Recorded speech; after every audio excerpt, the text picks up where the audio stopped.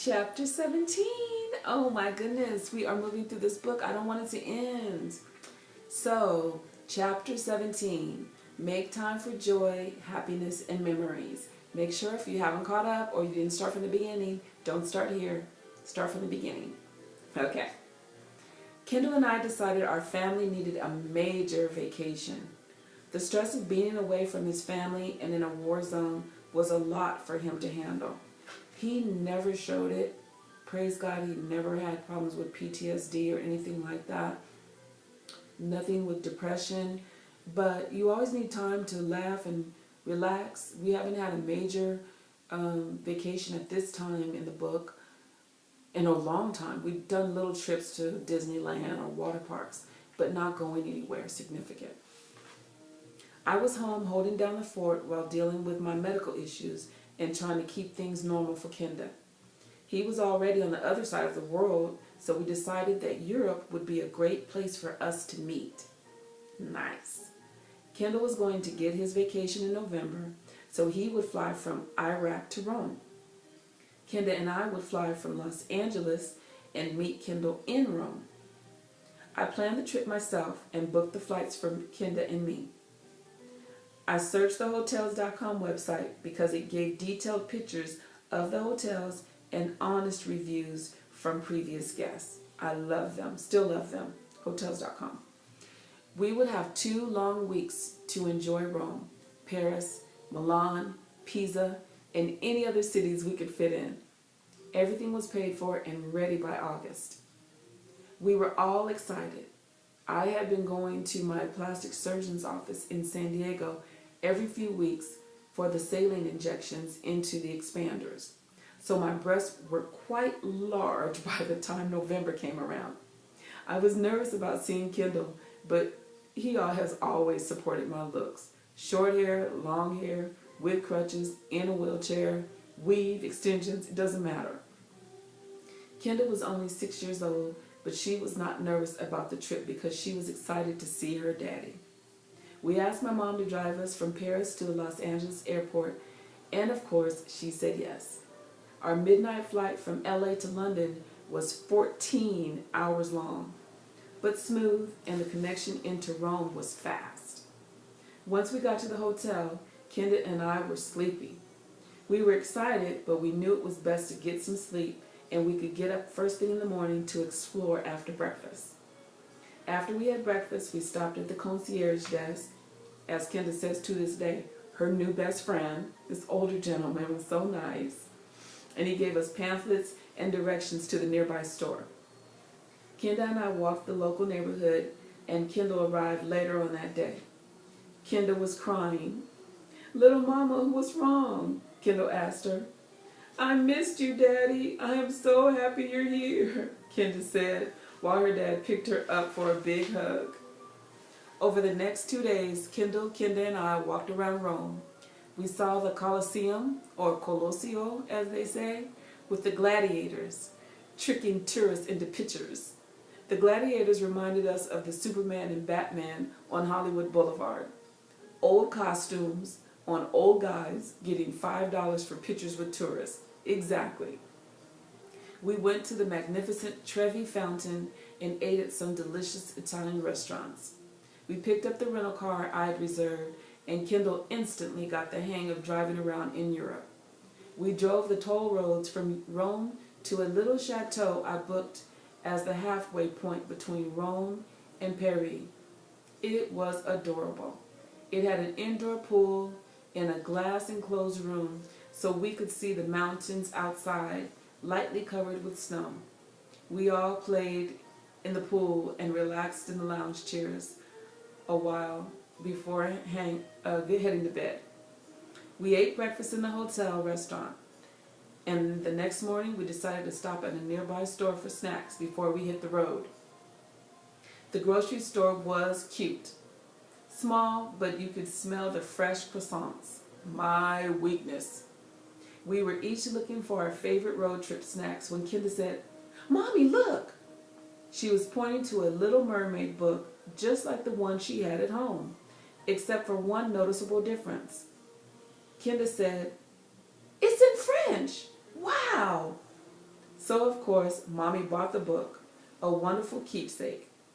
Amazing wonders that God places on your path for you, your spouse, and your children to experience are there if you allow yourself to slow down long enough to see them.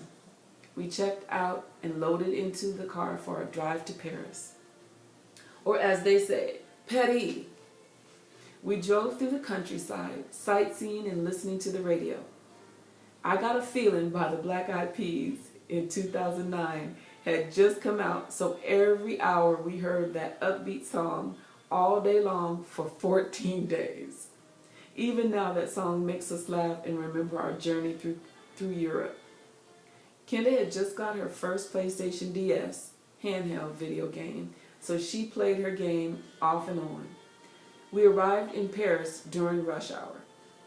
European rush hour is just the same as California rush hour. Cars everywhere. Everyone rushing to get home or to dinner or just away from work, so we cautiously followed the directions to the hotel I reserved in Paris. Most of the hotels did not have parking, but they were near paid parking lots. We found the hotel first, then we drove to the paid parking lot nearest the hotel. The view of the Eiffel Tower was beautiful. God has guided trillions of people over thousands of years to create some majestic wonders around the world, and the Eiffel Tower is at the top in my eyes. We rolled our bags down the street to the hotel and checked in.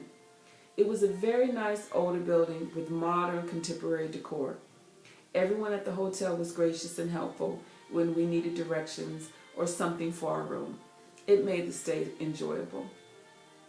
We toured Paris for 4 sunny, amazing days.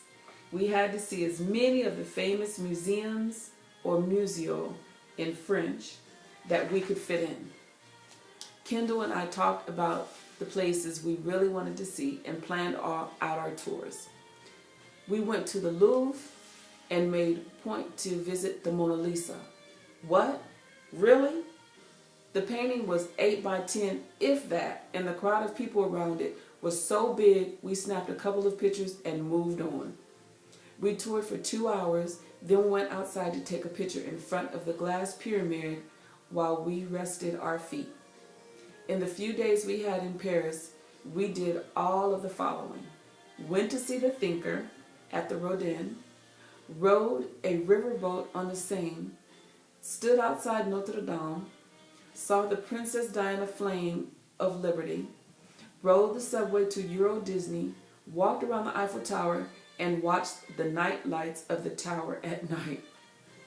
Of course, we had some delicious food in Paris, mostly from the boulangerie next to the hotel.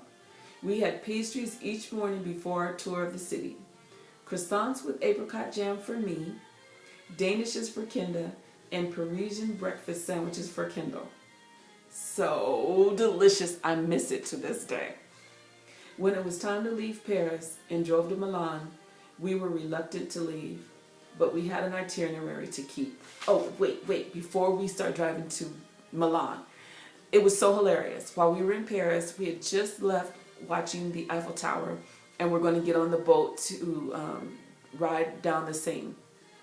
And Kendall needed to use the restroom, so the lady said downstairs. So we go downstairs, and it was this tight little cubby area, so we turned, there was a sign up that said it had men and women, so we assumed, it was men and women, you just shut the door.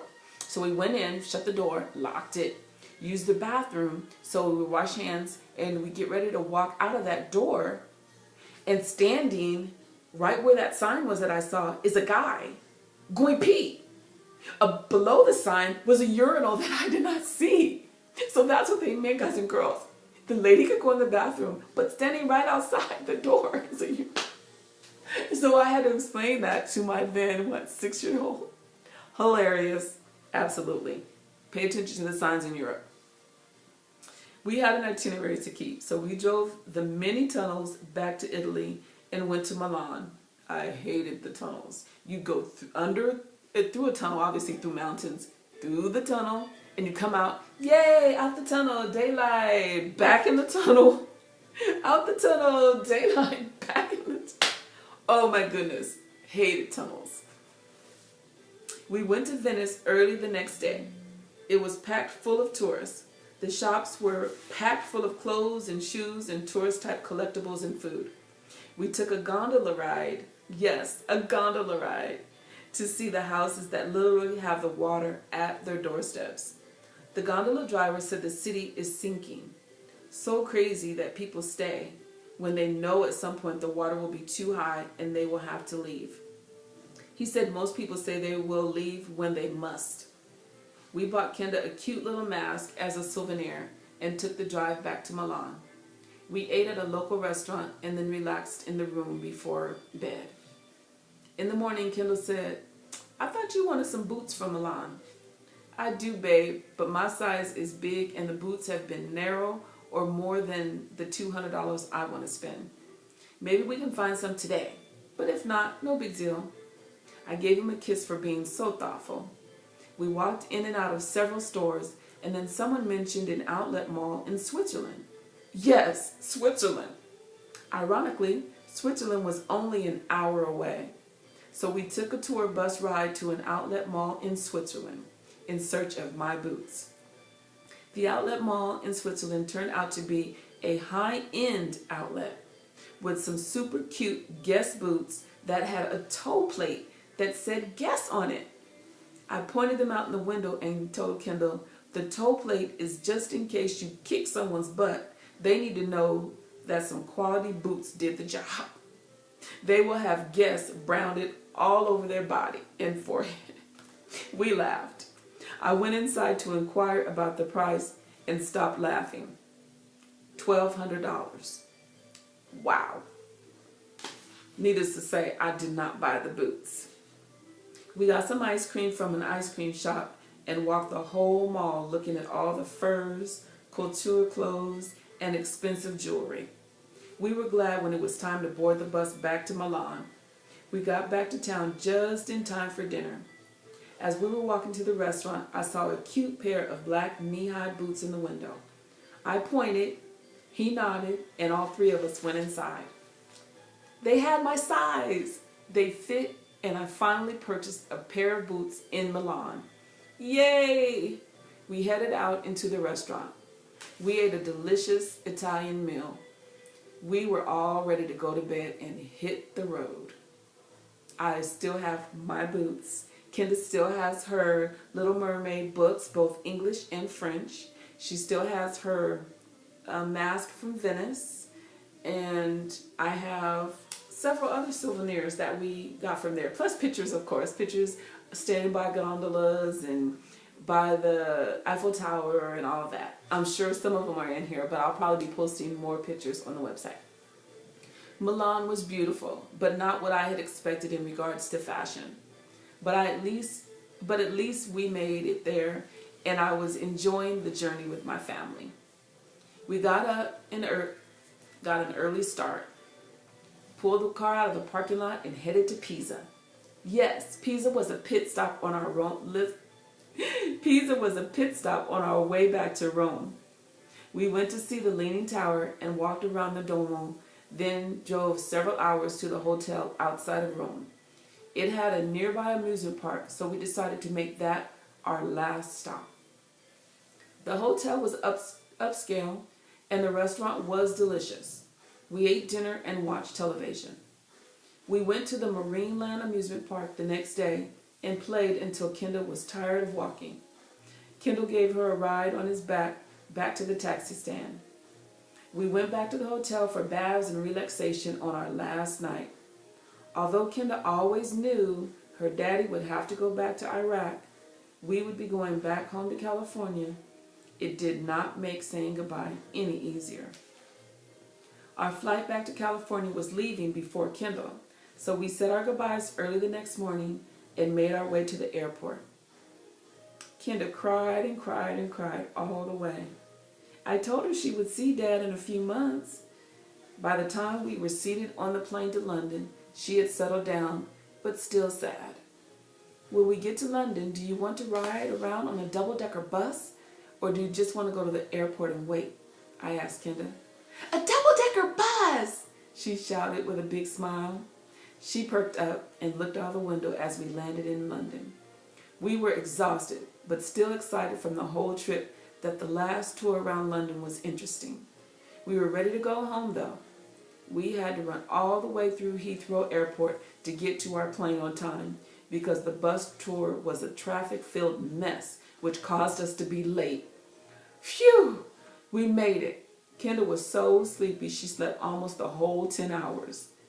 But I was paranoid the whole time of terrorists and the weird behavior of some of the passengers that I stayed up the whole 10 hours. Yep, 10 hours of movies and television shows while the chick next to me kept elbowing my volume and television buttons on the armrest. Excuse me, she would say with an accent. Then 15 minutes later, nudge, nudge, oh, excuse me.